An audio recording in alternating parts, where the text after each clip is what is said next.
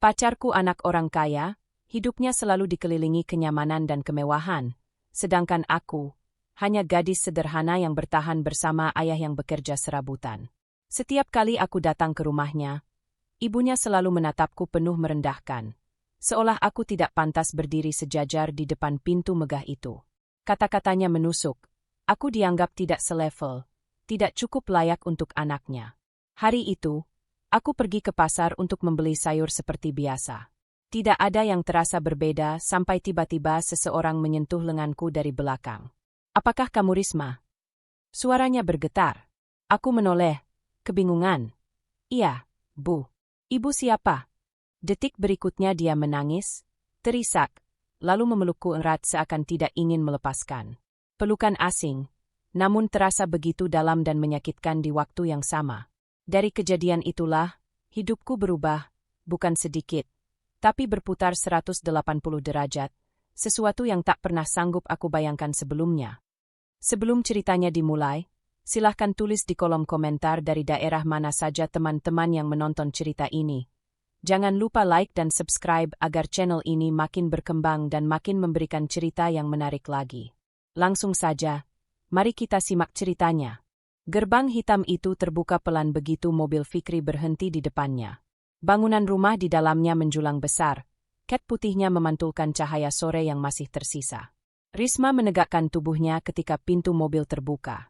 Nafasnya terasa sesak, bukan karena gerah, tetapi karena gugup yang tiba-tiba menyergap. Fikri tersenyum kecil, seperti mencoba memberi keberanian. "Ayo," katanya ringan. Risma mengangguk. Suaranya tak keluar, hanya mengikuti langkah Fikri masuk melewati jalan setapak marmer. Matanya menangkap taman yang rapi, kolam kecil di samping pintu, dan lantai ruang tamu yang begitu berkilau. Tangannya menggenggam ujung bajunya sendiri, takut salah langkah atau menimbulkan suara sandal yang dianggap tidak pantas. Seorang perempuan dengan rambut disanggul rapi sudah berdiri di ruang tamu. Tatapan perempuan itu jatuh kepada Risma seperti menilai dari ujung kepala sampai sepatu yang ia pakai. Itu bukan tatapan ramah. Itu tatapan yang membuat Risma merasakan dirinya seperti noda di permukaan bersih. "Ini Risma, M.A., kata Fikri sambil tersenyum. Perempuan itu, Bu Ratna, mengangkat alis, seolah tak terkesan. "Oh, ini." Hanya dua kata itu, namun tenggorokan Risma langsung terasa kering. Ia menunduk sedikit, mencoba tersenyum. "Silakan duduk," kata Bu Ratna tanpa benar-benar mempersilakan. Risma duduk di sofa paling pinggir, berhati-hati agar tidak menyentuh bagian yang seolah terlalu mahal untuk disentuh. Ruang itu terlalu hening. Ada suara jam dinding, tapi selebihnya kosong. Fikri duduk di sebelahnya, tetapi terasa jauh. Ia berusaha mencairkan suasana. "Mama," Risma bawa. Belum selesai bicara, Bu Ratna sudah memotong. "Kamu tidak usah repot bawa apa-apa. Rumah kami tidak kekurangan apapun." Risma menelan ludah. "Saya memang tidak bawa apa-apa, Bu. Maaf." "Oh, ya." Suara Bu Ratna terdengar seperti menertawakan. Sudah terbiasa tidak memberi mungkin. Risma menunduk. 1 detik yang terasa lama, ia tidak mampu bergerak. Fikri terlihat gelisah, namun tidak mengatakan apa-apa. Ia hanya tersenyum kecil, lalu mengganti topik. "Mama, Risma tadi sempat cerita." "Cerita apa? Tentang pekerjaannya? Atau tentang siapa?" Bu Ratna menatap Risma lagi. "Orang tuamu kerja apa?" Pertanyaan itu menusuk. Risma mengatur napas. "Ayah saya kerja serabutan, Bu." Seharusnya itu tidak malu-malukan. Tapi di ruangan itu, saat itu, perkataan tersebut seperti pengakuan dosa. "Oh," Bu Ratna mengangguk kecil, bukan mengerti tetapi menghakimi. "Serabutan, ya. Jadi kamu tinggal di kontrakan?" "Kita nggak harus bahas itu," ujar Fikri pelan, suaranya terdengar menahan ketidaknyamanan. "Kenapa tidak? Itu penting, Fikri. Orang yang masuk dalam hidupmu harus jelas asalnya." Tatapannya kembali menusuk Risma. "Kamu sekolah sampai mana?" "SMA, Bu. Sekarang, saya bantu ayah jaga warung kecil." Bu Ratna tertawa pelan, sopan tetapi menyakitkan. "Warung kecil? Wah, kamu kuat sekali ya hidup seperti itu. Tidak banyak perempuan bisa bertahan tanpa fasilitas." Tidak ada jeda untuk bernapas lega. Percakapan berubah menjadi lapisan lain dari penilaian. Kamu yakin mampu mengimbangi keluarga kami? Pertanyaan itu terlalu besar untuk dijawab. Risma hanya berkata, saya tidak berniat menyaingi apapun, Bu. Ya jelas tidak mungkin menyaingi. Potong Bu Ratna halus tapi tajam. Rumah saja berbeda levelnya. Cara hidup juga berbeda. Fikri menegapkan punggung. Emma. Sudahlah, Fikri. Mama hanya bicara fakta. Risma ingin bangkit dan pergi, tetapi tubuhnya seperti menempel pada sofa. Ia mendengar suara gelas dari meja samping diambil, dan langkah Pak Darmawan muncul. Lelaki dengan wajah tenang, memakai kemeja polos. Oh, tamu datang ya? Suaranya hangat. Fikri berdiri. Iya, Pak. Risma ikut berdiri dan memberi salam singkat. Pak Darmawan menjawab sopan, tersenyum kecil. Tidak ada komentar tajam. Tidak ada suara mengecilkan. Itu sedikit menenangkan, meski hanya sekejap. Papa mau keluar sebentar, katanya sambil menepuk bahu Fikri. Hati-hati bicara. Dan lelaki itu meninggalkan ruang tamu. Kata, hati-hati bicara, bergema lama dalam dada Risma. Namun setelah itu tidak ada pembelaan. Tidak ada yang menahan. Tidak ada yang mengubah atmosfer. Lalu semuanya kembali dingin. Sudah sore, kata Bu Ratna akhirnya. Kamu pulang saja, Risma. Fikri bisa antar. Kalimat itu seperti pembersihan ruangan dari sesuatu yang mengganggu. Risma mengangguk. Iya, Bu. Terima kasih. Ia berjalan keluar dengan langkah kecil. Fikri menyusul, namun tak banyak bicara sepanjang perjalanan menuju mobil. Pintu mobil tertutup dan suara mesin menyala. Keduanya diam. Hari ini memang agak kurang nyaman, kata Fikri pelan. Tidak apa, aku baik-baik saja. Suara Risma rapuh, namun ia tidak ingin menunjukkannya. Begitu sampai di depan rumahnya, Risma turun. Ia tersenyum, atau setidaknya mencoba. Fikri hendak turun juga, tapi Risma menahan. Aku masuk sendiri saja. Risma, aku capek. Nanti aku kabari. Fikri tidak bisa memaksa. Risma berjalan masuk, menutup pintu rumahnya perlahan. Ruangan itu kecil dan gelap karena lampu belum dinyalakan. Ia duduk di kursi rotan dekat meja makan. Air matanya turun tanpa suara, bertemu dengan punggung tangan yang dingin. Hanya rumah sunyi yang menjadi saksi. Ia menangis diam-diam, tanpa siapapun mengetahui. Sejak Fikri turun dari mobil dan berdiri di teras rumah Risma, udara terasa seperti beban yang menggantung rendah. Risma berdiri di ambang pintu, masih menahan gema kalimat yang semalam ia dengar di rumah besar keluarga Fikri. Tidak perlu ia mengulangnya, wajahnya saja sudah mengingatkan. Fikri menunduk, menyodorkan sebuah kantong belanja berisi roti dan buah. Aku, kebetulan lewat supermarket, katanya pelan. Risma menerima tanpa senyum. Kamu lewat sampai sini. Fikri terdiam. Tidak pernah ada alasan lain selain rasa bersalahnya. Ia duduk di kursi kayu teras. Risma duduk di sebelahnya, tapi memberi jarak setengah meter. Semalam itu, ibu hanya belum terlalu mengenal kamu, ucap Fikri akhirnya. Risma menatap lantai. Bukan karena tak berani melihatnya, melainkan agar tidak terpancing mengulang luka. Kalau seseorang belum mengenal, mereka biasanya bertanya, jawab Risma pelan. Bukan menghinakan. Fikri terdiam. Fikri, Risma melanjutkan, kamu bisa saja membela, meski satu kalimat. Tapi kamu diam. Nafas Fikri terdengar berat. Kalau aku membantah, ibu akan makin keras. Kamu tahu itu. Jadi, diam adalah pilihan terbaik. Risma menoleh, suaranya datar. Aku hanya tidak ingin memperburuk suasana. Risma menatapnya lekat-lekat, mencoba membaca kejujuran dari sorot matanya. Ia ingat ekspresi ibunya Fikri, cara memandang, cara mengulurkan cangkir seakan benda suci, cara memanggil namanya tanpa ragu menunjukkan kelas sosial. Risma menghela napas. Justru diammu yang membuat semuanya buruk. Fikri menggenggam jemarinya, meski Risma tidak membalas. Aku akan bicara pada ibu nanti. Aku janji. Janji seperti apa? Risma menatapnya. Janji karena kamu mau? Atau janji karena kamu merasa bersalah? Fikri menunduk. Ia tidak pernah tajam dalam kata-kata, dan Risma selalu menang dalam dialog. Fikri tahu itu. Risma, Aku sayang sama kamu. Kamu juga sayang sama keputusan keluarga. Risma menyela halus. Fikri tidak membantah. Risma berdiri, membuka pagar kecil rumahnya. Aku harus masuk sebentar. Kamu masih mau duduk? Silakan. Ia meninggalkannya. Dalam beberapa menit, Fikri menatap halaman sederhana itu. Rumah Risma tidak besar, tapi bersih. Pot-pot bunga disusun rapi.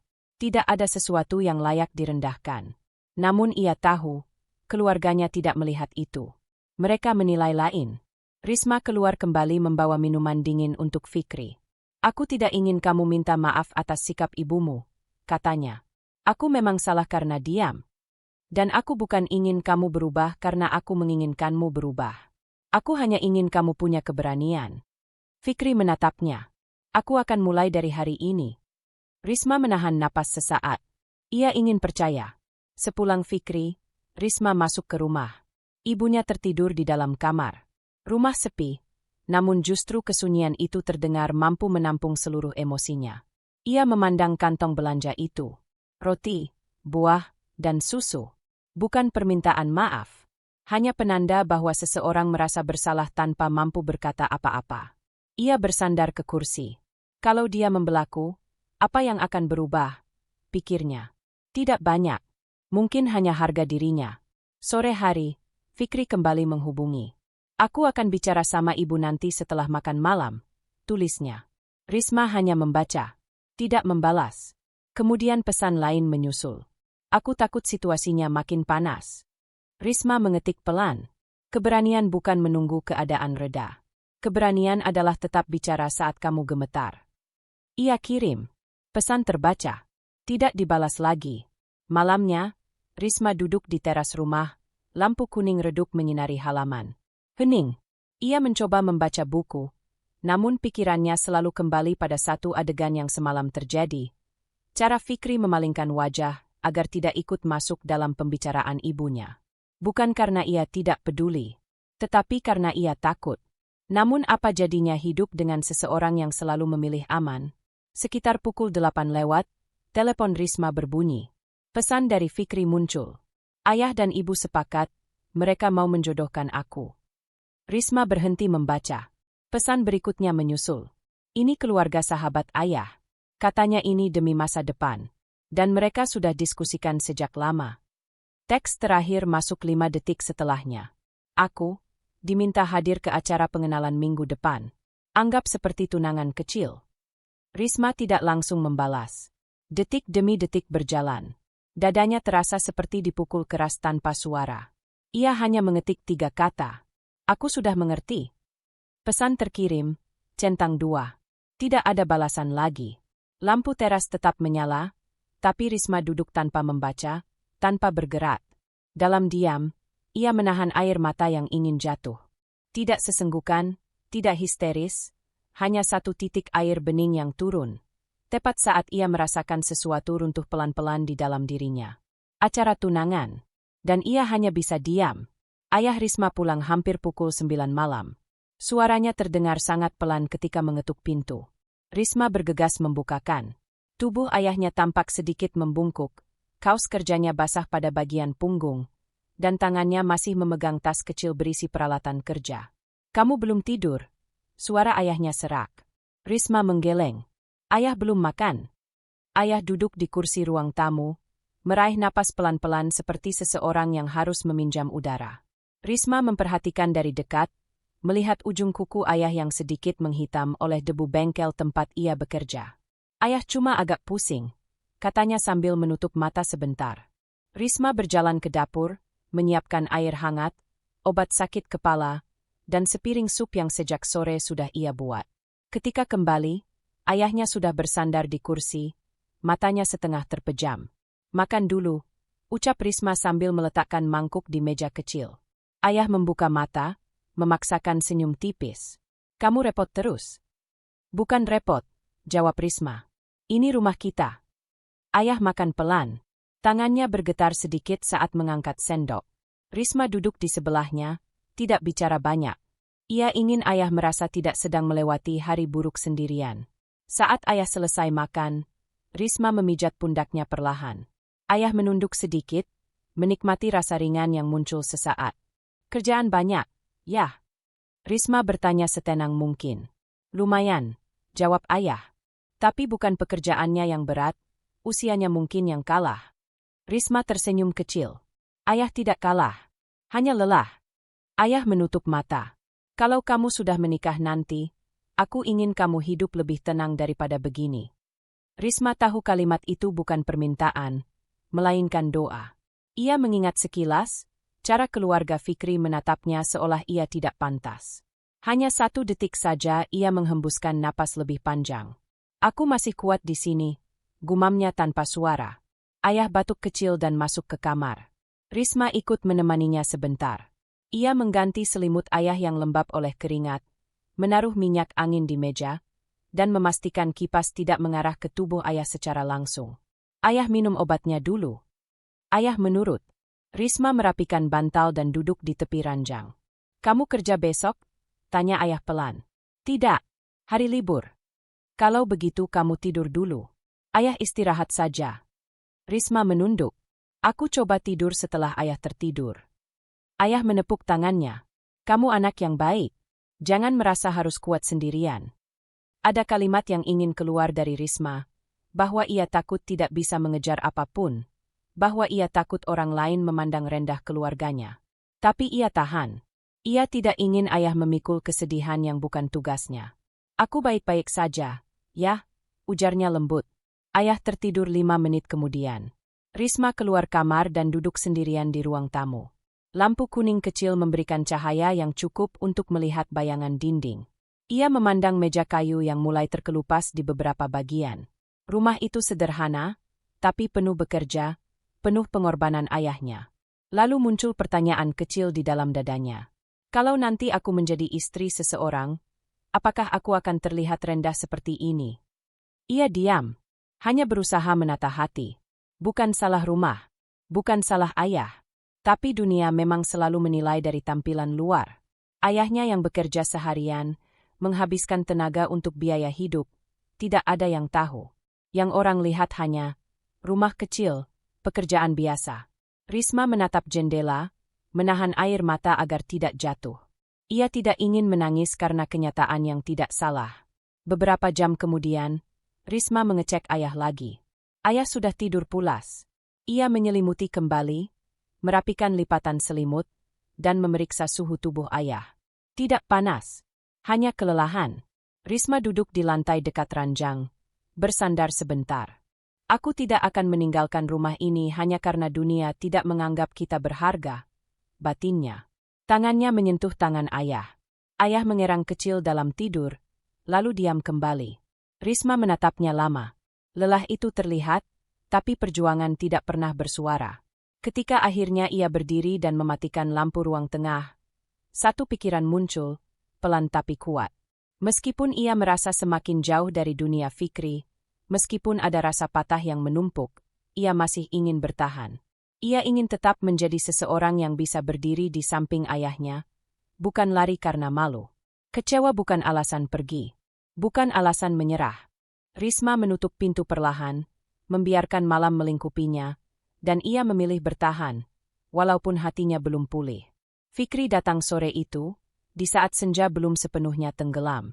Motor berhenti tepat di depan rumah Risma, dan ia duduk sebentar tanpa mematikan mesin. Risma keluar setelah mendengar suara itu, dan ia langsung melihat wajah Fikri yang tampak gelisah. Satu ingatan singkat muncul di kepala Risma, tentang kunjungannya sebelumnya, tatapan dingin ibu Fikri yang membuat napasnya tercekat. Aku mau kita bicara baik-baik, kata Fikri setelah helmnya dilepas. Risma mengangguk pelan. Kalau memang perlu. Aku ingin kamu ikut ke rumah. Ibu ingin bertemu lagi. Katanya dia mau membicarakan ke depannya. Nada suara Fikri terdengar ragu. Risma memperhatikan gerak tangan Fikri yang saling menggenggam tanpa sadar, seolah mempertahankan sesuatu agar tidak jatuh. Itu cukup memberi tanda, ada sesuatu yang tidak tenang. Baik, Risma menjawab, mencoba terdengar ringan. Mereka berangkat. Perjalanan tidak banyak suara. Hanya hembusan angin dan beberapa kali Fikri menghela napas berat. Sesampainya di depan rumah besar itu, Risma merasakan dada seolah menegang sendiri. Gerbang terbuka. Lampu-lampu halaman menyala rapi. Rumah itu terlihat sama megahnya seperti sebelumnya, tetapi kali ini seperti menyimpan jarak yang lebih jauh. Fikri turun dahulu, berjalan pelan mempersilakan Risma mengikutinya. Tidak ada sentuhan tangan, tidak ada senyum penguat. Hanya langkah formal, seperti tamu. Mereka masuk ke ruang tamu. Ayah Fikri sudah duduk di sofa panjang, sementara ibu Fikri berdiri di dekat rak pajangan, merapikan sebuah bingkai foto tanpa benar-benar memindahkannya.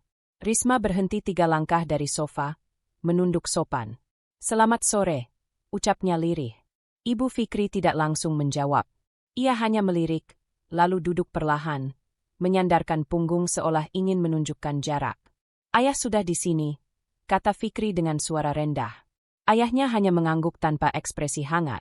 Matanya tidak menatap Risma penuh, hanya sekilas, lalu kembali pada meja seakan melihat sesuatu yang lebih penting. Fikri duduk, Risma ikut duduk di sisi dekat pinggir sofa. Suasana menjadi sunyi. Sampai akhirnya Ibu Fikri berbicara, pelan namun jelas. "Kami ingin membicarakan sesuatu dengan kamu, Risma." Risma menegakkan punggung. "Silakan, Bu." Ibu Fikri meletakkan kedua tangannya di atas pangkuan. "Kami menghargai usaha anak kami menjaga hubungan ini. Tapi kami harus bersikap tegas." Fikri memandang ibunya cepat-cepat. "Bu." "Fikri, diam dulu," potong sang ibu tanpa menoleh. Risma menunduk sedikit. Tidak tahu harus menempatkan pandangannya kemana. "Kami ingin memastikan bahwa hubungan kalian tidak berlarut-larut," lanjut sang ibu. "Kamu harus paham, keluarga ini punya rencana besar untuk masa depan Fikri."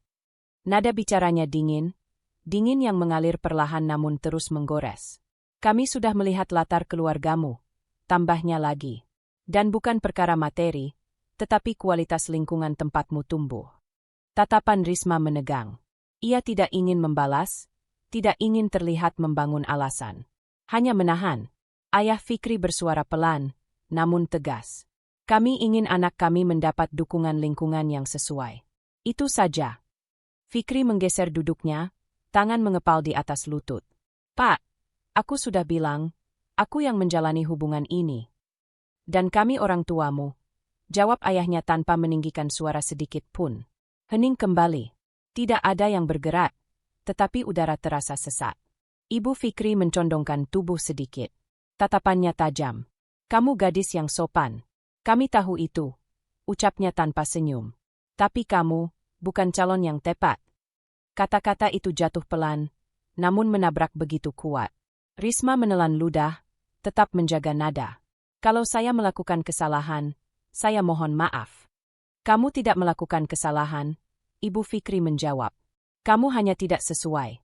Kalimat itu seperti pintu yang ditutup tanpa suara. Fikri menoleh ke Risma, matanya berkedip cepat, seperti ingin menghentikan sesuatu yang sudah terlanjur jatuh. "Bu, tolong jangan bicara begitu." "Aku harus bicara begitu, Fikri," balas ibunya lagi. "Kamu bukan anak kecil lagi. Dan rencana keluarga ini berjalan biarpun kamu tidak setuju." "Apa maksud Mama?" Suara Fikri gemetar. "Kami ingin kamu memutuskan hubungan ini," jawab ibunya jelas. Risma menatap lantai. Bukan karena takut, tetapi agar emosinya tidak terlihat. "Dan kamu, Risma," lanjut Ibu Fikri. "Lebih baik mundur sebelum semuanya semakin rumit." Risma menegakkan duduknya. Tidak ada air mata, tidak ada suara merendah. "Baik," ucapnya. "Itu saja." Fikri bangkit berdiri. "Mama tidak bisa seenaknya. Ini hidupku." Ayah Fikri ikut berdiri. "Dan kami tidak akan mendukung hubungan ini." Kata-kata terakhir itu seperti garis penutup. Tegas, dingin, tidak memberi ruang bertanya.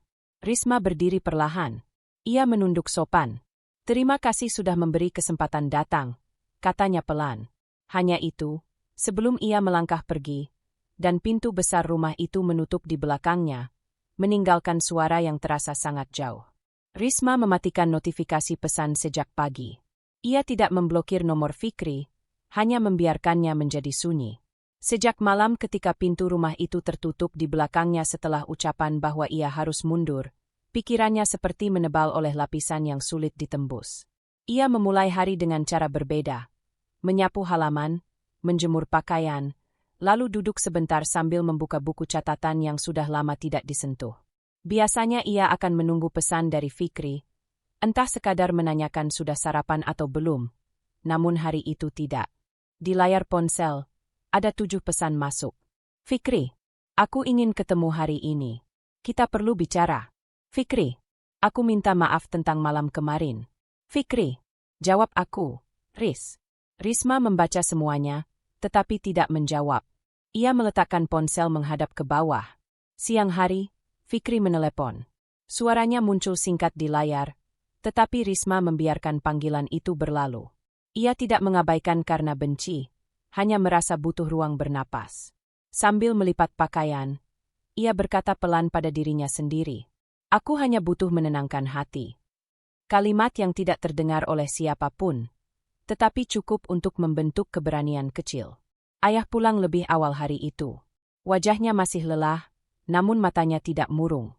Kamu tidak pergi? Tanya ayah sambil meletakkan topi kerjanya di meja. Tidak, lagi di rumah saja. Ayah duduk di kursi, mengusap wajah sebentar. Kelihatannya kamu sedang menahan sesuatu. Risma berhenti melipat pakaian. Aku sedang tidak ingin terlalu banyak bicara dengan orang. Ayah tidak langsung menanyai atau memaksa.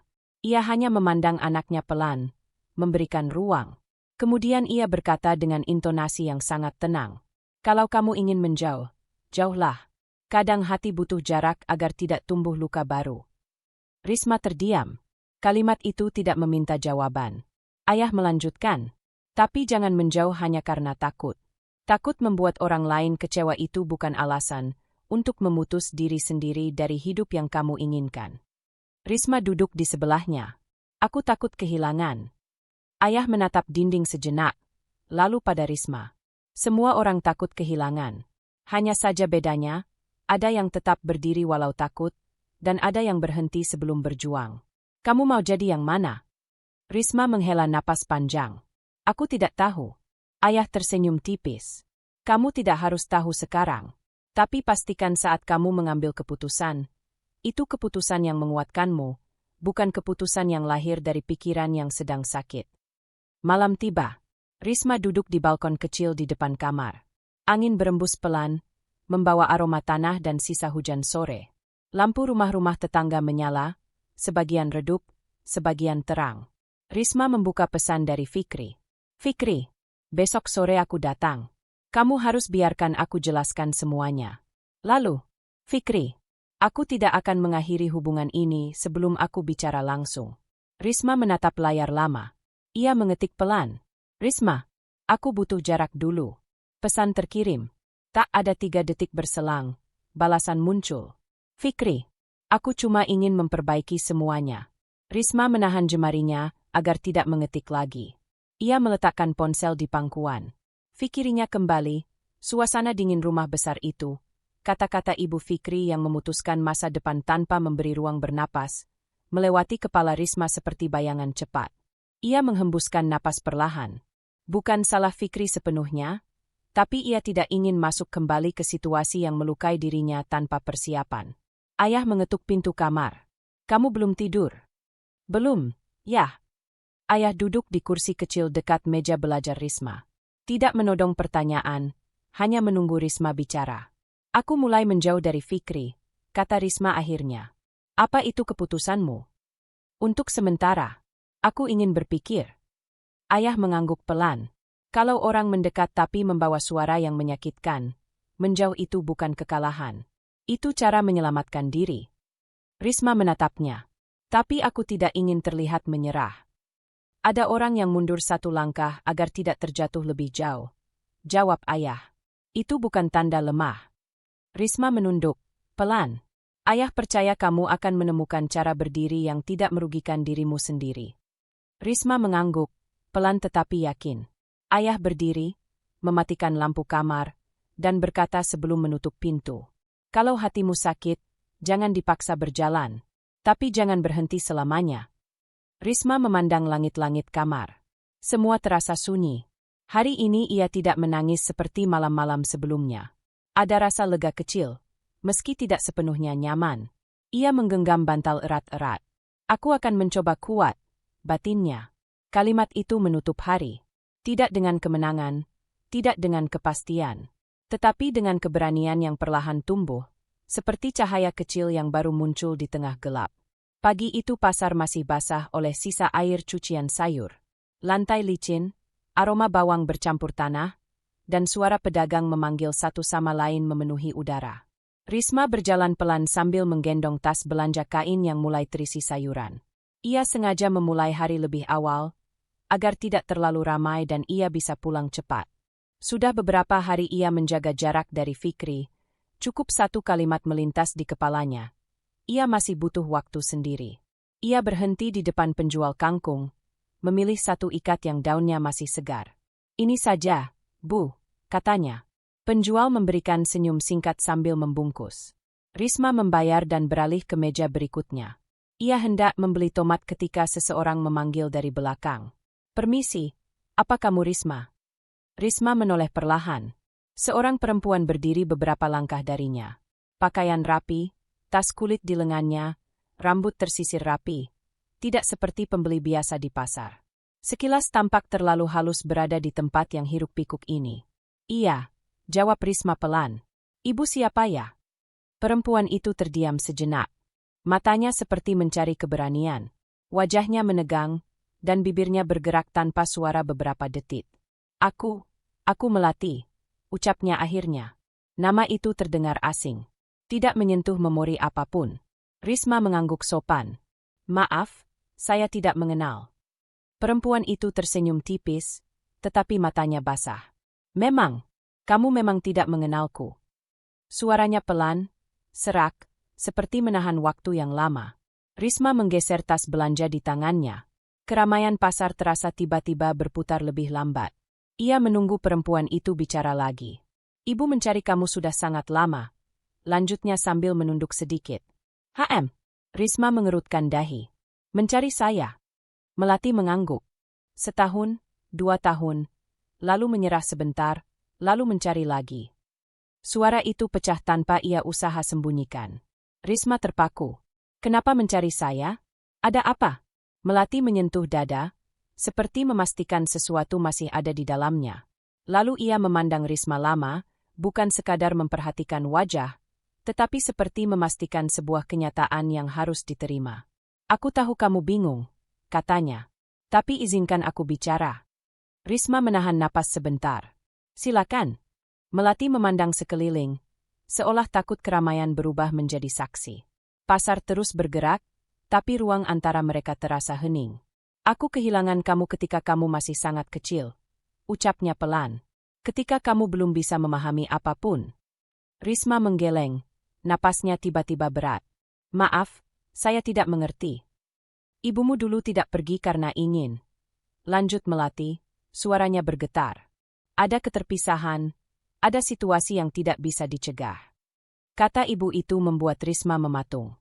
"Ayah bilang," suaranya terputus. Lidahnya kering. Ia mencoba menelan rasa aneh yang menekan dadanya. Melati melanjutkan, meski tangannya bergetar halus. "Aku tahu apa yang ayahmu katakan. Aku tahu apa yang harus dia lakukan untuk membuatmu tidak bertanya-tanya." Risma menatap Melati lurus. "Ayah bilang ibu sudah meninggal." Melati menutup wajah sebentar, mengusap air mata cepat. "Aku tidak menyalahkan dia. Tidak mudah menghidupi anak seorang diri." Risma memberi jarak setengah langkah mundur tanpa sadar. "Ibu tidak meninggal." "Tidak," jawab Melati sambil menggeleng pelan. "Aku hidup. Aku berdiri di depanmu sekarang." Risma memegang gagang tas lebih erat. Tangannya dingin. Keramaian pasar mendadak seperti tidak terdengar. Tidak ada pedagang memanggil, tidak ada suara tawar-menawar. Semua lenyap. "Aku punya surat kelahiranmu," lanjut Melati. "Aku punya foto ketika kamu masih bayi. Aku punya gelang kecil yang dulu dipakaikan saat kamu lahir." Kalimat terakhir menusuk langsung, tanpa perlu dijelaskan. "Aku, ibumu, Risma," kata Melati. Suara itu tidak pecah, tidak berteriak, tapi kuat seperti sesuatu yang disimpan terlalu lama dan akhirnya harus keluar. "Aku ibumu." Risma tidak bisa bicara. Bagian dalam dadanya berdenyut keras, Seperti sesuatu melepas kunci yang selama ini tidak pernah disentuh. Ia ingin mundur, ingin bertanya, ingin marah, tapi tubuhnya tidak bergerak. Aku minta maaf, ucap Melati, satu kalimat sederhana yang runtuh bersama napasnya. Risma justru diam. Tidak ada air mata. Hanya kebingungan yang rasanya terlalu besar. Melati maju satu langkah. Perlahan. Seolah takut Risma akan menghilang. Lalu ia memeluk Risma. Pelukan itu bukan memaksa, bukan menarik. Justru ringan tetapi penuh. Risma tidak memeluk balik, hanya berdiri kaku. Tetapi Melati tetap menundukkan kepalanya di bahu Risma dan berbisik. Aku ibumu, nak. Akhirnya suara Risma pecah dalam dirinya, bukan keluar melalui mulutnya, tetapi bergema di dalam kepala sendiri. Ibu! Dan pelukan itu menjadi penutup pagi yang berubah menjadi sesuatu yang tidak pernah ia bayangkan. Dalam keramaian pasar yang terus bergerak, dunia Risma berhenti tepat di titik itu. Risma masih berdiri mematung. Tubuhnya terasa ringan namun pikirannya berputar tanpa arah. Suara ibu Melati barusan seperti gema yang tidak berhenti memantul di dalam kepalanya. Ia belum bisa menggerakkan kaki, apalagi menjawab sesuatu. Dunia terasa sunyi meskipun ada suara kendaraan lewat, dan angin sore menyentuh kulitnya. Risma menarik napas dalam-dalam. Ibu, maksudnya apa? Suaranya lirih, nyaris tidak terdengar. Ibu Melati memegang kedua bahunya dengan hati-hati, seakan takut Risma akan jatuh kapan saja. Nak, ibu tidak sedang bercanda atau salah mengenali orang. Kamu adalah anak ibu. Ibu sudah mencarimu bertahun-tahun. Dan hari ini, Allah benar-benar mempertemukan kita. Kata, anak, itu menusuk seperti jarum. Risma tidak tahu harus percaya atau menghindar. Yang jelas, jantungnya berdetak lebih kencang. Saya tidak mengerti, ujarnya pelan. Satu kalimat tentang pertemuan di pasar barusan kembali muncul di otaknya, membuatnya semakin bingung. Ia bahkan masih bisa mengingat jelas aroma sayur dan suara pedagang memanggil pembeli sebelum semuanya berubah.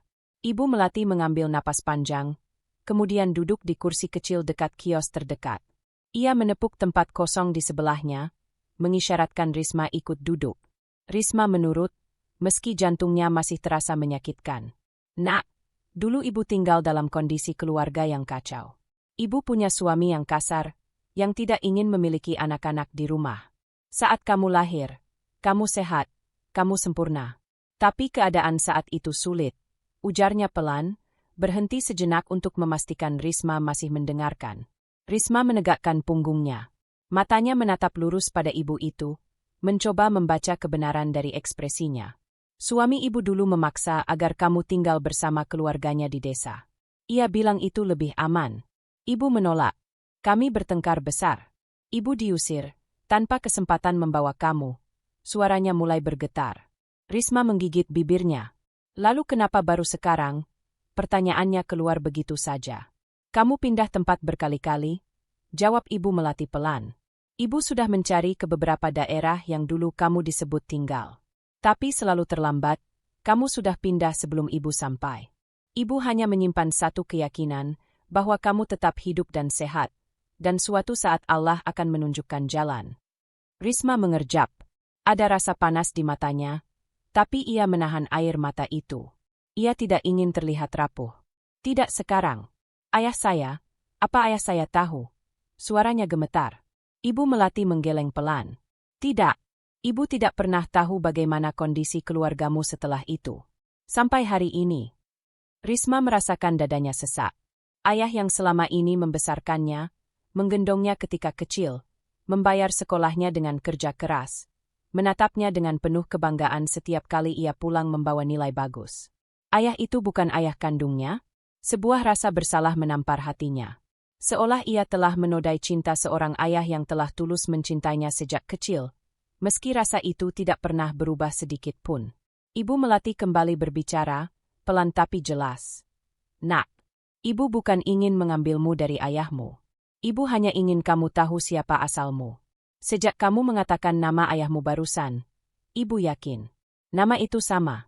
Tempat tinggal yang kamu sebut, itu tempat yang dulu dipakai keluarga mantan suami ibu sebagai alamat. Risma spontan berdiri. Ia berjalan beberapa langkah, menahan dada yang terasa perih.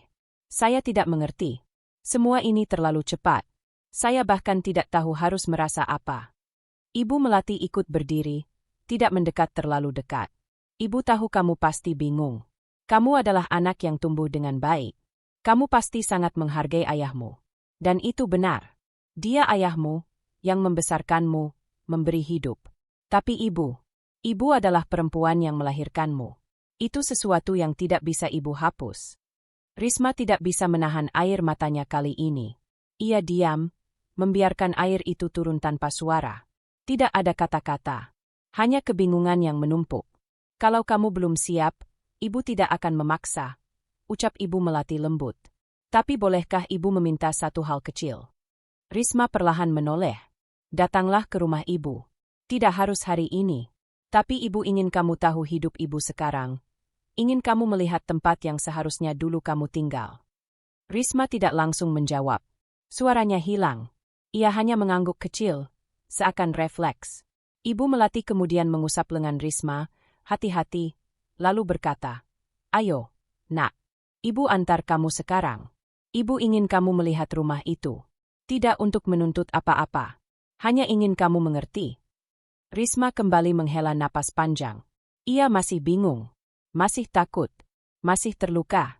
Namun langkahnya bergerak, dan ia membiarkan dirinya mengikuti ibu itu ke arah rumahnya. Ke arah sebuah kenyataan yang tidak pernah terpikirkan selama ini.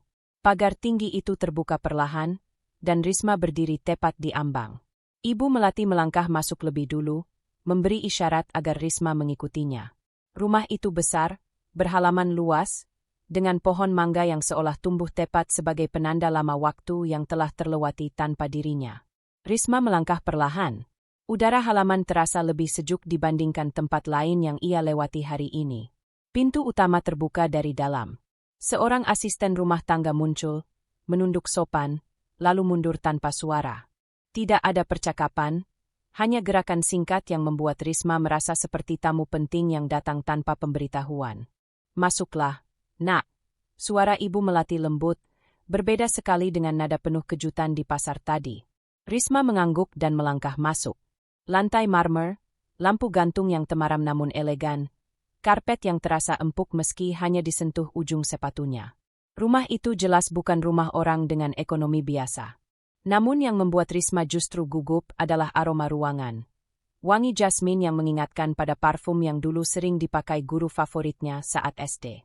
"Aku tidak tahu harus bilang apa." Risma akhirnya berucap pelan. Ibu Melati menoleh sesaat, lalu tersenyum kecil. "Tidak perlu bilang apa-apa dulu. Kamu duduk saja." Risma duduk di sofa ruang tengah.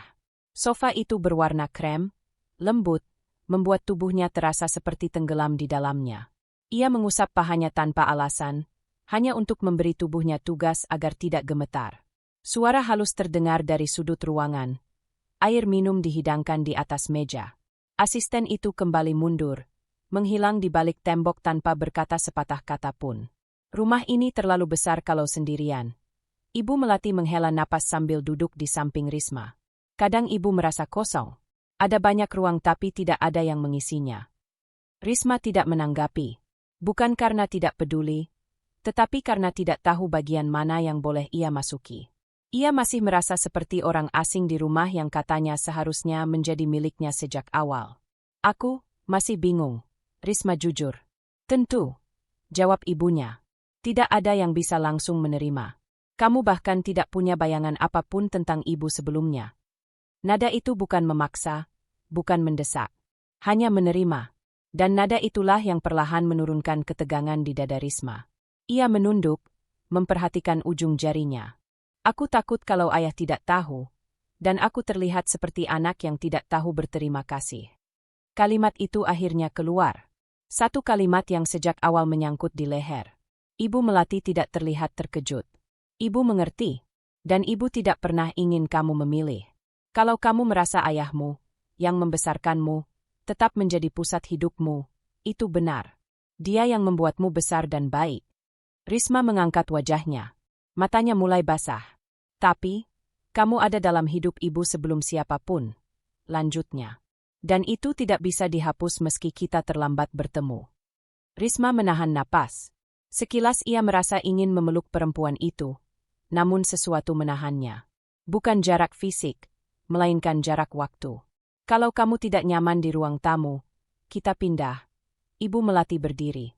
Biar ibu tunjukkan kamarmu. Kamarku? Ulang Risma tanpa sadar. Iya, ibu sudah menyiapkannya. Risma mengikuti langkah ibunya menaiki tangga yang dilapisi karpet tebal. Setiap langkah lembut, tidak menghasilkan bunyi keras. Dindingnya penuh lukisan abstrak. Rasanya seperti museum kecil yang sunyi. Ujung lorong berhenti pada sebuah pintu putih. Ibu Melati membukanya. Ruangan itu sederhana dibandingkan bagian lain rumah. Ranjang ukuran sedang, meja belajar, lemari mungil, tirai putih, dan lampu dinding berwarna hangat. Tidak ada kesan kemewahan berlebihan. Justru terasa nyaman. Aku tidak tahu reagennya apa. Risma bergumam pelan. Ini kamar yang ibu siapkan sejak lama. Bukan sejak beberapa hari lalu. Ibu Melati menatapnya lembut. Ibu tidak tahu kapan kamu akan sampai. Tapi ibu selalu berharap rumah ini tidak kosong terus. Risma menyentuh selimutnya. Bahannya lembut, tidak asing, tetapi juga bukan sesuatu yang pernah dikenakan. Aku tidak tahu aku pantas atau tidak. Risma berkata lirih. Kamu pantas, jawab Ibu Melati singkat. Dua kata itu menusuk, tapi justru menenangkan. Risma duduk di tepi ranjang, menunduk, lalu menangis pelan. Tidak terseduh, hanya air mata yang mengalir tanpa ia halangi. Ibu Melati tidak memeluknya. Ia hanya berdiri di dekat pintu. Cara itu membuat Risma tidak merasa ditekan. Kalau kamu ingin pulang nanti malam, ibu tidak melarang. Kalau kamu ingin tinggal, ibu juga tidak memaksa. Suaranya tenang dan rendah. Risma mengusap matanya. Boleh aku tinggal di sini beberapa hari? Suaranya nyaris seperti anak kecil yang meminta izin. Ibu Melati mengangguk. Ibu siapkan semuanya. Kamu istirahat dulu. Risma menatap kamar itu sekali lagi. Indah, tenang, asing, hangat. Ia tidak tahu apa yang terjadi nanti. Namun untuk saat ini, ia memilih untuk tinggal. Hari pertama Risma tinggal di rumah itu terasa seperti berada di ruangan yang tidak sepenuhnya dikenalnya. Ia masih mengingat bahwa ibu kandungnya akhirnya ditemukan, dan kenyataan itu masih menyisakan keanehan di dadanya. Suasana rumah besar itu sunyi pagi ini. Dari jendela kamar barunya, Risma melihat taman kecil dengan pancuran air yang memantulkan cahaya matahari. Ia turun ke ruang makan. Meja makan besar itu sudah tertata rapi dengan piring, roti, potongan buah, dan segelas susu. Ibu Melati sedang duduk sambil membaca sesuatu di tablet. Kamu tidur nyenyak? Tanya Ibu Melati tanpa menoleh. Risma duduk perlahan. Lumayan. Masih agak canggung saja. Itu wajar, jawab ibunya, lalu meletakkan tablet dan menatap Risma. Makan dulu. Percakapan pagi itu singkat, seperti dua orang yang masih mempelajari bahasa baru satu sama lain. Setelah sarapan, Risma duduk di ruang keluarga. Ia membuka ponselnya, melihat pesan-pesan yang menumpuk. Tidak banyak, hanya beberapa pesan dari teman kuliahnya dan satu pesan dari Fikri. Aku mau ke rumahmu nanti sore. Kalimat itu singkat, tanpa emoji, tanpa nada manja seperti biasanya. Risma memandang layar itu lama, kemudian meletakkannya tanpa membalas. Jam berlalu perlahan. Rumah itu terasa lapang dan tenang, namun sesekali terasa terlalu tenang. Ia berjalan ke teras, menikmati angin yang lewat ringan. Tak lama kemudian, ponselnya bergetar. Bukan pesan dari Fikri, melainkan telepon dari seseorang yang nomornya masih dikenal baik di pikirannya. Risma, suara itu langsung terdengar. Bu Ratna. Dada Risma menegang seketika. Ibu dengar sesuatu dari orang. Apa benar kamu sekarang tinggal di rumahnya Bu Melati? Suaranya pelan, tetapi jelas menahan sesuatu. Risma terdiam beberapa saat. Iya, Bu. Ada jeda sunyi yang cukup lama. Setelah itu, suara Bu Ratna muncul lagi, kali ini dengan nada yang berbeda. Bukan marah, bukan meremehkan, tapi kaget yang menahan gengsi. Kamu, maksudnya Bu Melati itu? Ibu kandung saya, jawab Risma. Hening kembali. Risma bisa mendengar napas kecil yang tertahan dari seberang. Aku. Ibu minta kamu datang ke rumah besok, ujar Bu Ratna akhirnya, seperti seseorang yang sedang menelan kata yang terlalu besar. Ada hal yang harus dibicarakan. Risma tidak langsung menjawab. Iya, Bu, jawabnya akhirnya. Telepon ditutup. Sesaat kemudian, pintu pagar terbuka. Mobil berhenti di halaman. Dari jendela, Risma melihat Fikri turun. Ia tidak menunggu lama. Risma berjalan ke ruang tamu dan membuka pintu. Fikri berdiri di ambang pintu dengan wajah yang tampak bingung. Kamu tinggal di sini? Suaranya terdengar tidak yakin. Iya, untuk sementara, jawab Risma. Fikri menatap ke dalam rumah seolah ingin memastikan apakah yang ia lihat memang nyata. Ia masuk perlahan, menggeser langkah seolah takut merusak lantai. Ibu kamu ini, Bu Melati. Dia masih berusaha menyusun pikiran. Risma mengangguk. Aku baru tahu setelah Mama tadi menanyakan soal kamu. Dia panik, kata Fikri pelan. Risma menarik napas. Ibu kamu menghubungi aku. Dia minta ketemu. Fikri duduk di sofa dan menunduk dalam-dalam. Dia tidak siap. Mama tidak pernah bisa menerima sesuatu yang tidak sesuai kehendaknya. Risma menatapnya, melihat kegelisahan itu nyata. Kalau dia ingin bicara, aku akan bicara. Ibu Melati muncul dari arah dapur, tanpa banyak keributan. Ia berdiri beberapa meter dari mereka, tidak mendekat, hanya mengangguk sopan pada Fikri. Kamu Fikri, kan? Iya, Bu. Fikri berdiri cepat. Saya tahu kamu dekat dengan Risma, tutur Ibu Melati singkat. Jika keluargamu ingin bicara, saya tidak keberatan. Fikri menelan ludah. Mama tadi bilang, dia ingin bertemu Risma besok. Silakan, jawab Ibu Melati datar, tidak tersinggung dan tidak tampak menunjukkan superioritas apapun. Nada itu justru membuat Fikri semakin kehilangan tempat berdiri. Setelah beberapa menit mengobrol singkat, Fikri meminta izin pulang. Risma mengantarnya sampai pintu pagar. Aku tidak tahu bagaimana Mama akan bersikap. Aku takut. Aku tidak takut lagi. Risma memotong. Fikri menatapnya lama. Aku datang besok, lanjut Risma. Fikri mengangguk, kemudian masuk ke dalam mobil dan pergi. Risma berdiri memandangi mobil itu menghilang. Sore berganti malam. Rumah itu lebih tenang dari biasanya. Risma masuk ke kamarnya, mematikan lampu lalu duduk di tepi ranjang. Pikirannya bergerak cepat. Banyak hal berubah dalam waktu singkat. Tetapi untuk pertama kalinya perubahan itu tidak menyakiti. Saat Risma tertidur, ponsel di meja bergetar. Pesan dari Bu Ratna masuk. Besok siang, datang sendiri. Tanpa emotikon, tanpa basa-basi. Risma membaca sekali, lalu memejamkan mata kembali. Keesokan hari menunggu. Dan Bu Ratna kini meminta bertemu. Gerbang rumah keluarga Fikri terbuka perlahan setelah Risma menekan bel. Tidak ada sambutan tergesa seperti kunjungan sebelumnya. Tidak ada suara tergesa dari dalam, tidak ada nada meninggikan diri. Risma berdiri sejenak di depan halaman itu, menatap jalur batu menuju teras rumah yang dulu terasa seperti wilayah yang bukan miliknya. Udara pagi berembus pelan, menggeser ujung rambutnya. Pintu terbuka pelan. Bu Ratna berdiri di ambang pintu. Senyumnya kecil, tampak kaku, seolah belum terbiasa menyambut seseorang tanpa sikap yang meninggi. Silakan masuk, katanya pelan. Risma melangkah masuk. Aroma yang dulu ia hafal masih sama. Perpaduan pewangi ruangan dan kopi yang entah dari mana asalnya. Namun energi ruangan berbeda. Tidak ada tatapan meremehkan, tidak ada suara yang menilai. Saya sudah menyiapkan teh, kata Bu Ratna sambil mempersilakan Risma duduk di ruang tamu. Risma duduk, menyimpan tas di pangkuan. Ia merasakan jantungnya berdetak lebih cepat, bukan karena takut, tetapi karena ia tahu hari ini bukan sekadar pertemuan biasa. Ada sisa-sisa masa lalu yang belum ditutup rapat.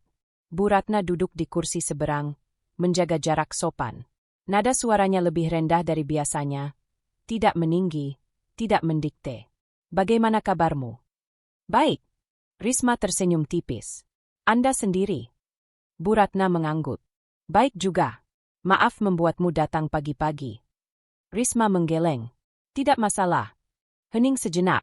Teh di meja membentuk embun tipis. Risma menunggu, memberi ruang agar Bu Ratna memulai. Aku mendengar kamu sekarang tinggal bersama Bu Melati, ujar Bu Ratna akhirnya. Suaranya pelan dan terukur. Risma menatapnya, hanya memberikan anggukan kecil tanpa membahas lebih. Aku tidak pernah membayangkan bahwa perempuan itu, ibu kandungmu. Lanjutnya. Tentu saja aku terkejut. Nada itu bukan defensif. Hanya jujur. Aku tidak tahu harus berkata apa ketika mendengarnya, kata Bu Ratna lagi. Dan aku menyadari sikapku sebelumnya terlalu tajam. Risma mengingat sekilas momen ketika ia berdiri di ruangan ini, mendengar kalimat yang dulu membuat dadanya runtuh, bahwa dirinya tidak selevel, tidak pantas, dan hanya membawa beban. Kini ruangan itu masih sama, namun rasanya berbeda. Ada akumulasi waktu yang mengubah arah. Aku tidak ingin membahas yang sudah lewat terlalu banyak, Risma berkata pelan. Yang penting sekarang semua baik-baik saja. Bu Ratna menatap Risma dengan mata yang nyaris menghindar. Kalau boleh jujur, pada hari itu aku merasa kamu tidak cocok untuk keluarga ini. Aku salah menilai hanya karena apa yang kulihat. Risma hanya diam. Kamu datang dari kondisi yang berbeda. Aku pikir Fikri akan terbebani. Tapi ternyata aku tidak tahu apa-apa. Kita semua membuat penilaian. Risma membalas halus. Bu Ratna menyandarkan punggung, menarik napas seperti menurunkan sisa gengsi yang masih menempel. Ketika aku tahu siapa ibumu, aku merasa tidak layak mempertahankan anggapan itu. Bu Melati bukan hanya orang yang berlebih dalam materi, namun beliau memiliki reputasi yang besar. Dan aku sadar, kalau aku dulu melihatmu sebagai seseorang yang sederhana, kini aku paham bahwa kesederhanaanmu bukan kelemahan. Risma mendengar dengan tenang, bukan membenarkan, bukan membantah. Ada sesuatu yang ingin aku sampaikan, ujar Bu Ratna akhirnya. Ia meraih secangkir teh, mengangguk kecil pada Risma, seolah memberi waktu agar kalimat berikutnya terdengar jelas. Aku ingin memperbaiki hubungan. Ucapannya keluar ringan tetapi nyata. Risma mengangkat wajah. Aku tahu aku tidak bisa menghapus kata-kata yang pernah kuucapkan. Tapi aku ingin kesempatan untuk memperbaiki sikapku. Aku ingin menunjukkan bahwa aku tidak lagi melihatmu seperti sebelumnya. Tidak ada nada dramatis, tidak ada air mata. Hanya ketegasan yang tenang. Kesempatan itu tidak datang dari status ibumu. Lanjut Bu Ratna, kini lebih jujur dari sebelumnya. Aku hanya ingin memulai ulang dengan cara yang wajar. Risma menunduk sejenak, lalu menatapnya kembali. Terima kasih sudah mengatakannya. Hening sebentar. Tidak menekan, tidak dipaksakan. Hanya menunggu agar setiap kata mendarat. Aku berharap kau memberi kesempatan itu, tambah Bu Ratna. Risma tidak langsung menjawab. Namun tatapannya tidak keras. Tidak juga dingin. Ada ruang untuk menerima, meski tidak segera. Kita akan lihat perlahan, ujar Risma. Bu Ratna mengangguk. Langkah awal telah diucapkan. Dan permintaan itu, sesederhana kedengarannya, mengubah arah hubungan mereka tanpa harus merendahkan siapapun. Mobil yang ditumpangi Risma berhenti di halaman sebuah restoran kecil yang dipilih berdasarkan kesepakatan. Tempat itu tidak mewah, tapi cukup tenang untuk berbicara tanpa gangguan. Risma turun dan melihat ayahnya telah duduk di dalam, di meja dekat jendela. Di sebelahnya, kursi kosong menunggu seseorang yang pernah menjadi bagian masa lalu. Risma hanya mengingat satu kalimat tentang masa lalu itu, bahwa ayah pernah mengatakan ibu sudah meninggal. Ia bertanya-tanya bagaimana keduanya akan berada dalam satu ruang. Ibu Melati menyusul masuk. Begitu pintu kaca terbuka, ayah menengok, berdiri dengan sedikit gugup. Risma merasakan dadanya ikut merapat. Silakan duduk, kata ayah pelan. Ibu Melati menarik kursi. Duduk. Senyumnya bukan milik seseorang yang sedang unggul dalam posisi tertentu, melainkan senyum seseorang yang bersiap mengurai sesuatu yang lama. Risma duduk di tengah. Tangannya saling menggenggam ringan. Cukup lama tak ada suara. Ayah menggeser gelas air, lalu berkata, "Aku pikir kamu sudah jauh dari sini." Ibu Melati menatapnya. "Aku pergi memang jauh, tapi bukan untuk menghilang." "Aku tidak pernah tahu alasan sebenarnya," jawab ayah, suaranya lebih kecil dari biasanya. "Aku harus pergi karena waktu itu aku tidak punya pilihan," ucap Ibu Melati. "Aku ingin membawanya, tapi keluargamu tidak mengizinkan. Mereka menolak. Mereka bilang aku tidak pantas." Ayah menunduk. Risma merasa ada sesuatu yang runtuh di dadanya ketika mendengar kalimat itu. "Aku marah saat itu," lanjut Ibu Melati, "dan aku benar-benar tidak punya kekuatan. Aku pikir dengan menjauh, kamu akan hidup dengan cara yang stabil. Ayah menghela napas, menatap Risma sebentar. Kau harus tahu satu hal, aku tidak pernah bermaksud menjauhkanmu dari ibumu. Suaranya bergetar. Aku tidak yakin apa yang harus kulakukan saat itu. Aku terluka, kemudian fokus bekerja, dan semakin lama semakin sulit menjelaskan apa yang seharusnya dijelaskan. Risma mengingat semua masa kecilnya. Ia tumbuh dalam rumah kecil, melihat ayah pulang membawa lelah, makan seadanya, sementara cerita tentang ibu selalu tertutup rapat. Ayah pernah bilang ibu sudah tidak ada, ujar Risma pelan, tapi tegas. Ayah terdiam. Itu salah besar, jawab ayah lirih. Aku takut, jika kamu mengenalnya kembali, kamu akan pergi. Dan aku tidak siap jika harus kehilanganmu. Ada jeda yang lebih dalam dari sebelumnya. Ibu Melati menatap ayah tanpa permusuhan, justru ada kepedihan halus. Aku tidak marah lagi. Kamu punya hak untuk marah, jawab ayah pelan. Aku kecewa, ya. Tapi sekarang aku melihat Risma tumbuh dengan baik. Itu berarti kamu tidak salah dalam merawatnya. Ayah menelan ludah. Aku menjaga apa yang harus kujaga. Tapi mungkin caraku salah. Risma memperhatikan perubahan nada itu. Tidak keras, tidak membela diri, hanya menerima. Aku ingin tahu kenapa kamu tidak mencari aku. Tanya ayah tiba-tiba. Aku mencari, jawab Ibu Melati. Tapi keluargamu bergerak terlalu cepat memutuskan semuanya. Mereka bilang aku memilih pergi. Mereka bilang sudah selesai. Mata ibu memanas. Dan aku tidak diberi akses.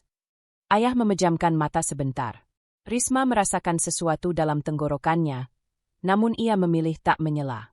Saat aku tahu Risma bertemu kamu, aku takut, kata ayah. Aku pun takut, jawab Ibu Melati. Takut Risma menolak keberadaanku.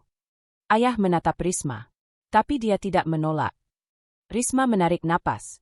Aku hanya butuh penjelasan yang tidak pernah ada sebelumnya. Ayah mengangguk pelan. Dan aku ingin kalian berdamai, sambung Risma. Itu bukan permintaan sederhana. Itu bukan kalimat ringan. Tapi kalimat itu keluar dari dirinya seolah harus muncul. Keduanya menatap Risma.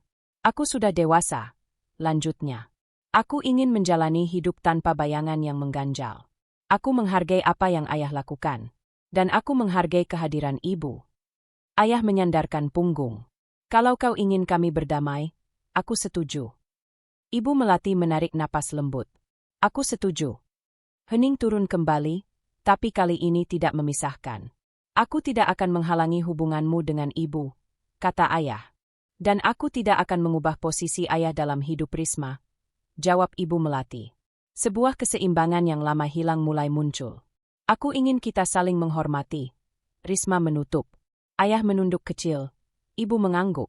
Keputusan itu diletakkan di tengah meja tanpa paksa, tanpa nada tinggi, tanpa luka yang diulang-ulang. Mereka menerima.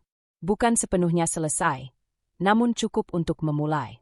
Dan kesepakatan itu berdiri, bukan dengan air mata, tetapi dengan suara yang tenang, berdamai, untuk pertama kalinya. Perubahan status Risma menjadi bahan pembicaraan orang-orang sejak pagi. Ia merasa langkahnya semakin berat, bukan karena fisiknya, tetapi karena sorotan yang tiba-tiba datang setelah semua orang tahu bahwa ia tinggal bersama ibu kandungnya yang ternyata kaya raya dan terpandang. Ia baru bangun, duduk di tepi ranjang, memandangi bayangannya di kaca. Sorotan itu terasa menempel seperti bayangan panjang yang sulit dilepas. 2 hari berlalu sejak kabar itu menyebar. Dan hari ini, ia harus berangkat ke kampus seperti biasa. Di depan gerbang kampus, 2 mahasiswa membicarakannya tanpa berusaha menurunkan suara. Dia itu ya, yang katanya anak seorang wanita kaya itu. Pantes selama ini pendiam, ternyata punya latar belakang besar. Risma mendengarnya dengan jelas. Ia pura-pura tidak peduli, tetapi ada rasa menusuk halus di dalam dadanya. Seolah identitas barunya membuat semua proses hidupnya yang selama ini sederhana terlihat seperti sandiwara. Ia masuk ke kelas, duduk di tempat biasanya. Namun kini tatapan teman-teman terasa berbeda. Bukan lagi tatapan biasa, melainkan tatapan yang mengukur, menimbang, dan mengaitkan nama Risma dengan sesuatu yang besar. Saat kelas usai, seorang teman menghampirinya di lorong. Bukan menanyakan kabarnya, bukan pula menanyakan pelajaran, tetapi dengan suara penuh rasa ingin tahu. Ris, benar kamu sekarang tinggal sama ibu kandungmu yang punya rumah besar itu? Rumah yang ada kolam renangnya? Katanya ada orang yang kerja di sana juga. Risma hanya tersenyum kecil. Iya, aku tinggal di sana sementara. Masih menyesuaikan. Wah, hidupmu berubah banget ya. Beruntung sekali. Ucapan itu berakhir dengan senyum basi, lalu pergi begitu saja. Namun percakapan itu meninggalkan ruang kosong di dada Risma. Ia bertanya pada dirinya sendiri, apakah benar yang disebut orang itu adalah keberuntungan?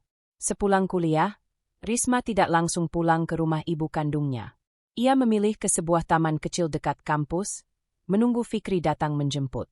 Ia tidak sedang ingin berbicara panjang lebar, tetapi ingin ada seseorang yang duduk di sebelahnya tanpa bertanya-tanya. Tak lama kemudian, Fikri datang dengan langkah tergesa. Ia duduk di samping Risma tanpa suara awal apapun. "Kamu capek?" tanya Fikri pelan. Risma hanya mengangguk. Sejak kabar itu menyebar, rasanya aku dilihat hanya sebagai sesuatu, bukan sebagai aku. Fikri tidak menyela, tidak mempertanyakan ulang. Ia hanya menatap Risma dan berkata, "Kalau kamu ingin berhenti hari ini, berhenti. Kalau kamu ingin pulang dulu ke rumah ibumu, aku antar. Kalau kamu ingin diam saja, aku akan diam." Kata-kata itu seperti jembatan. Risma merasa sedikit pulih, sedikit cukup. Namun ujian tidak berhenti di kampus. Malamnya, ia keluar sebentar membeli sesuatu di minimarket depan kompleks perumahan. Baru sampai kasir, seorang ibu yang sedang membayar barang ikut melihatnya. Kamu yang katanya anak ibu melati itu ya?" Risma mengangguk sopan.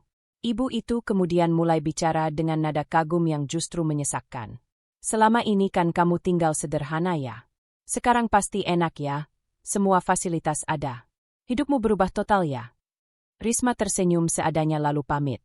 Dalam perjalanan pulang, ia menunduk dan menahan napas lama. Rasanya semua orang hanya melihat sisi cerita yang baru, tanpa peduli bagaimana proses Risma melaluinya. Sesampainya di rumah, ia mendapati Fikri menunggu di ruang tamu bersama ibu melati. Mereka hanya menoleh tanpa banyak kata. Risma langsung menuju kamar. Ia duduk, menangis tanpa suara. Beberapa menit kemudian, pintu diketuk. Fikri masuk perlahan. "Aku tahu kamu tidak sedang baik-baik saja," ucapnya singkat. Risma menutup wajah dengan kedua telapak tangan. Semua berubah begitu cepat. "Aku tidak siap dilihat sebagai seseorang yang berbeda. Aku tidak ingin orang mendekat karena statusku." Fikri meraih jemarinya. "Aku tetap di sini bukan karena itu. Kamu harus percaya itu." Risma menatapnya lama. Namun semakin Fikri menegaskan dukungan, tekanan emosional itu justru membuat Risma ingin mundur. Ia merasa hubungan ini mungkin akan semakin sulit, semakin terikat oleh pandangan orang. Dengan suara pelan yang hampir terputus, ia berkata, "Kalau suatu hari aku tidak kuat dengan semua ini, mungkin kita harus berhenti dulu." Kalimat itu menggantung. Tidak ada jawaban langsung. Ruangan terasa sunyi. Fikri menatap Risma dengan mata yang tidak goyah, tetapi jelas terluka. Risma memalingkan wajah, seolah ingin menyembunyikan kemungkinan menyerah itu bahkan dari dirinya sendiri. Tekanan emosional semalam masih membekas. Risma tidak banyak bicara pagi itu, hanya menatap layar teleponnya tanpa fokus. Fikri melihatnya dari jauh, lalu memutuskan mengambil langkah berbeda. Jika Risma merasa hubungan mereka menjadi beban, ia tidak akan membiarkannya berdiri sendiri dalam tekanan itu. Tidak hari ini. Siang hari, Fikri pulang ke rumahnya. Ia tidak membawa banyak rencana dalam kepala, tetapi satu hal pasti. Ia ingin berbicara pada ibunya, Bu Ratna, dengan cara yang matang. Ia ingin menghentikan jarak halus yang selama ini membuat Risma merasa tidak pantas berada di lingkup keluarga mereka. Bu Ratna sedang duduk di ruang keluarga, membaca sesuatu di tablet. Suasana tampak tenang, tetapi Fikri tahu percakapan ini tidak akan berlangsung ringan. Ia berdiri beberapa langkah di depannya lalu berkata tanpa berputar-putar, "Bu, kita harus bicara." Bu Ratna mengangkat wajah pelan, ekspresi lebih hati-hati dibanding biasanya. "Tentang apa?" "Risma," jawab Fikri singkat. Bu Ratna meletakkan tabletnya, menghela napas seperti menimbang. Tidak ada sikap dingin yang biasanya terasa tajam, hanya kesiapan mendengar. Apa yang ingin kamu jelaskan? Tanya Bu Ratna. Risma merasa tertekan, ujar Fikri pelan namun jelas. Tidak hanya karena statusnya yang berubah, tapi juga karena lingkungan yang sekarang menilai dirinya berdasarkan sesuatu yang tidak pernah diminta. Bu Ratna tidak langsung merespons. Ia menatap anaknya dengan tatapan yang tidak seremeh biasanya. Fikri melanjutkan, "Aku tahu ibu melihat semua perubahan itu. Tapi aku ingin memastikan bahwa ibu tidak ikut membuatnya merasa tidak layak berada di dekatku atau keluarga kita." Bu Ratna menghela napas pelan. "Aku tidak pernah bermaksud membuatnya merasa tidak layak." "Aku tahu," jawab Fikri. "Tapi beberapa ekspresi kita, beberapa jarak yang ibu tunjukkan," Risma menangkapnya. Dia sudah pernah melalui banyak hal. Sekarang dia melalui sorotan sosial yang membuatnya seperti objek pembicaraan. Aku tidak ingin dia merasa sendirian dalam hubungan ini. Bu Ratna menunduk sedikit, memegang jemari sendiri, seperti sedang menimbang ulang. Ada jeda. Tidak ada drama. Hanya kejujuran yang berdiri perlahan. "Kamu sungguh serius menjaga hubungannya?" tanya Bu Ratna akhirnya. "Ya," jawab Fikri tegas. "Dan aku ingin ibu melihat Risma bukan dari sisi status baru yang menempel padanya, tapi dari apa yang sudah dilaluinya. Dari cara dia memperlakukan orang lain. Dari kesungguhannya menjalani hidup tanpa menyombongkan apapun."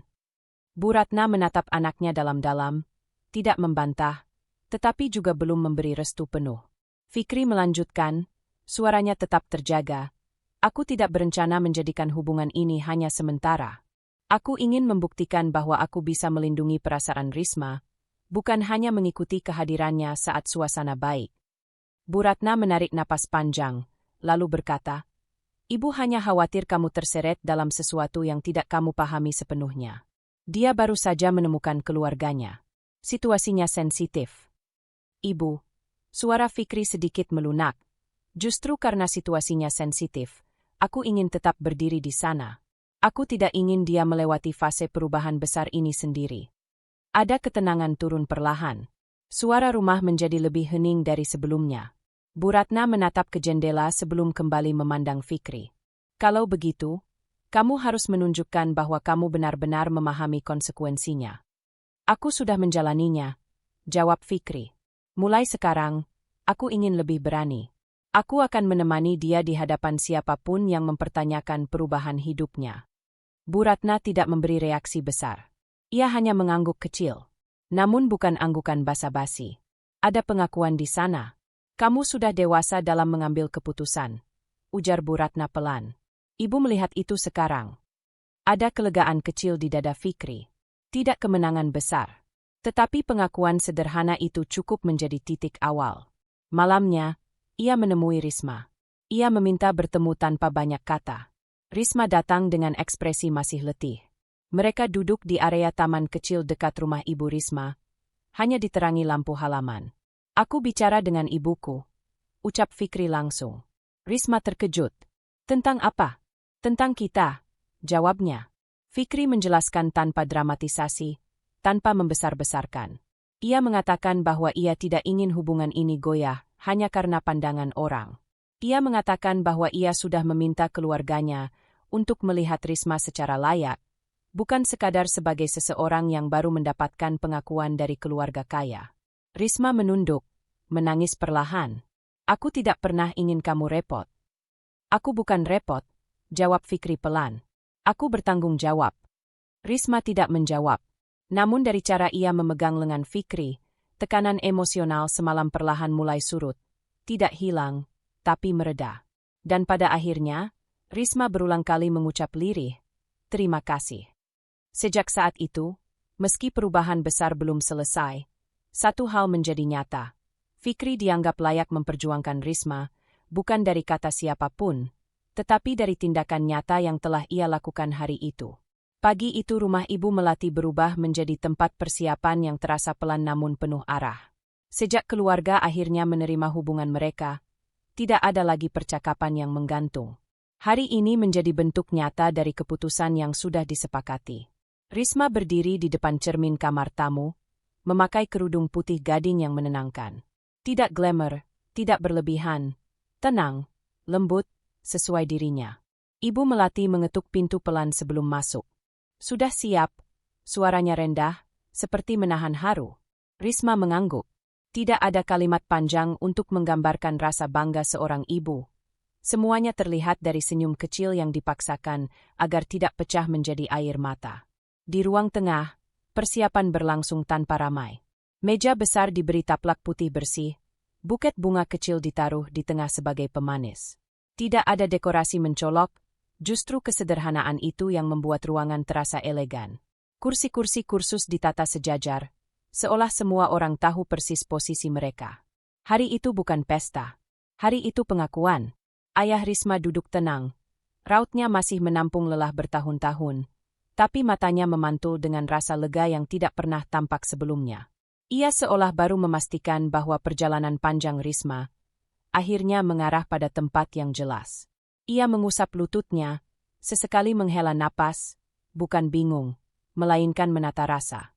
Risma turun dari kamar pelan-pelan. Langkahnya hati-hati di bawah tatapan ayah dan ibu. Ayah menoleh, tersenyum tipis lalu berdiri. Tanpa bicara, ia memperbaiki lipatan kerudung bagian pinggir, seolah dilakukan oleh seorang ayah yang ingin memastikan anaknya terlihat paling pantas di hari ini. Cantik, ucapnya lirih. Risma menunduk sedikit. Matanya memanas, tetapi ia menahannya. Ketukan pintu terdengar. Suara yang masuk pertama bukan dari rombongan, tetapi salam lembut Fikri dan ayahnya. Suara langkah sepatu masuk dengan ritme tertata, tanpa berdesak. Bu Ratna masuk kemudian, lebih hati-hati dibanding pertemuan sebelumnya. Sikap tubuhnya lurus, elegan, tidak ada sisa superioritas lama yang keras. Tidak berarti ia berubah total, tetapi ia memasuki rumah itu dengan cara yang mengakui posisi keluarga Risma. Fikri memakai setelan abu terang. Raut wajahnya tidak tegang, tapi jelas menahan antusiasme. Ia berdiri di depan ayah Risma lalu menunduk sopan. Terima kasih sudah menerima saya kembali dengan niat yang baik, ucapnya. Ayah Risma menjabat tangannya. Kalau tujuanmu baik, rumah ini selalu terbuka. Semua mengambil tempat duduk. Hening awal terasa bukan canggung, tapi sakral. Ada jarak kecil yang menghubungkan pandangan, bukan dinding, melainkan semacam saling menghormati. Ayah Fikri memulai dengan suara mantap. Kami datang dengan niat baik. Dengan membawa kesungguhan anak kami, Fikri, yang ingin melamar Risma secara resmi. Risma duduk tegak. Ia menunduk sedikit, merasakan sesuatu bergerak dalam dadanya. Ia tidak membayangkan lamaran yang rumit dan dipenuhi simbol dunia, tetapi duduk di situ, disaksikan keluarga yang dulu sering membuatnya merasa kecil, adalah kemenangan yang tidak pernah ia rencanakan. Ayah Risma mengangguk. Saya menerima niat itu, selama keduanya saling menghormati. Bu Ratna memperbaiki posisi duduknya, lalu menatap Risma langsung. Saya ingin mengatakan sesuatu. Semua tetap diam. Saya mengakui bahwa saya dulu tidak melihat Risma dari tempat yang seharusnya. Sekarang saya melihatnya lain, dan saya ingin memastikan ia merasa layak berada dalam keluarga kami. Risma tidak bergerak. Ia hanya mendengarkan, hati menahan banyak rasa. Saya berharap bisa memperbaiki hubungan dengan tidak menuntut apapun selain kebaikan. Lanjut Bu Ratna. Ibu Melati mengangguk pelan. Ayah Risma menghela napas, dan suasana berubah sedikit ringan. Fikri berdiri, membawa kotak cincin kecil dari saku jasnya. Tidak ada musik, tidak ada tepuk tangan, tidak ada suara heboh. Hanya tatapan yang bergerak pelan mengikuti gerakan tangannya. Ia melangkah ke depan Risma. Ini bukan bentuk pembuktian siapa yang benar atau siapa yang pantas, ucap Fikri pelan namun stabil. Ini bentuk keseriusan bahwa aku ingin menjalani hidup bersamamu, dengan segala perubahan yang kita hadapi. Risma mendongak. Air matanya jatuh tanpa ia berniat. Bukan dramatis, tetapi beratnya lega. Aku terima, jawab Risma, suaranya pecah sedikit. Fikri memasukkan cincin ke jarinya. Tidak ada tepuk tangan besar. Hanya napas panjang dari semua orang yang menonton. Bu Ratna menutup mata sebentar, lalu mengusap sudutnya pelan. Ayah Risma menolehkan tubuh sedikit seperti menyembunyikan haru. Ayah Fikri menutup prosesi. Dengan ini lamaran sah diterima. Kalimat itu mengalir pelan ke udara ruang tamu. Tidak ada simbol lain, hanya kata-kata yang sederhana tetapi lengkap. Hari itu tidak menuntut perayaan, karena kesederhanaan memang sudah menjadi bentuk elegan tersendiri. Risma menatap cincin di jarinya. Ia tidak tersenyum besar. Ia hanya memegang tangan Fikri pelan, lalu membiarkannya menggenggam balik. Pengesahan lamaran itu telah resmi diberikan, tanpa sorak, tanpa panggung. Sebaliknya tertanam halus dalam hati semua orang yang menyaksikan. Hari itu datang setelah perjalanan panjang, dan satu kalimat singkat terlintas dalam ingatan Salwa tentang bagaimana rasa sakit dulu pernah menghalangi langkahnya bersama David. Kini halaman rumah keluarga besar dipenuhi rangkaian kursi putih sederhana, tanpa pesta besar. Tetapi aura penuh ketegasan mengalir di antara mereka yang hadir. Tidak ada lagi ketegangan yang perlu ditutupi. Semua sudah melewati titik paling kusut sebelum sampai pada pagi yang tenang itu. Raka duduk di ujung ruangan, tidak menyembunyikan rasa yang tertinggal. Ia datang bukan untuk merebut kesempatan, melainkan menyaksikan pilihan yang pada akhirnya bukan miliknya. Pandangannya fokus pada Salwa, lalu beralih pada David yang hari ini menunggu jawaban terakhir. Tidak ada kecemburuan menyala, yang tersisa hanya pengakuan bahwa keputusan itu telah lama matang. David berdiri tegak, mengenakan setelan hitam tanpa detail berlebih. Bahunya tidak lagi menunduk seperti dulu. Perubahan dalam dirinya bukan sekadar keberanian, tetapi kesadaran bahwa mencintai seseorang berarti siap menerima, bertanggung jawab, dan bertahan dalam kesetiaan yang diuji berkali-kali. Salwa memandangnya dari balik dinding ruang tamu, menyesuaikan kerudungnya sambil mencoba menenangkan detak yang tidak berhenti naik. Ayah Salwa menghampirinya. Keputusan yang kamu ambil hari ini sudah kamu siapkan dengan hati. Tidak ada yang perlu kamu takutkan, ucapnya, nada lembut tanpa memaksa. Salwa mengangguk, hanya itu yang bisa ia lakukan tanpa membuat air mata tumpah. Ketika ia melangkah keluar, semua berdiri. Tidak ada tepuk tangan, tidak ada sorak, tidak ada keharusan mengumumkan kebahagiaan. Hanya gerakan anggun para orang tua yang mempersilakan ia duduk di tempat yang sudah disiapkan. Sebuah kotak mahar sederhana telah terletak di atas meja kecil, rapi, dan siap menjadi saksi. Raka meremas jemarinya sendiri di bawah meja. Salwa sempat menatapnya sebentar. Itu bukan salam perpisahan yang menyakitkan, tetapi penghormatan terhadap seseorang yang pernah membuatnya merasa dicintai. Walau tidak pada saat yang tepat. David menarik napas pelan. Pandangannya tidak melebar. Ia menahan emosi yang hampir pecah ketika Salwa duduk di hadapannya. Suaranya bergetar tipis, tetapi tetap jelas. Aku ingin menikah denganmu, bukan untuk menebus masa lalu, tetapi untuk menciptakan hidup yang bisa kita bangun bersama. Ucapnya dengan nada rendah. Salwa menunduk, matanya memanas. Ada kelegaan di dadanya, kelegaan yang tidak membutuhkan penguat verbal dari siapapun. Ayahnya bertindak sebagai wali. Kalimat-kalimat ijab berjalan tenang, tegas, dan tanpa ragu.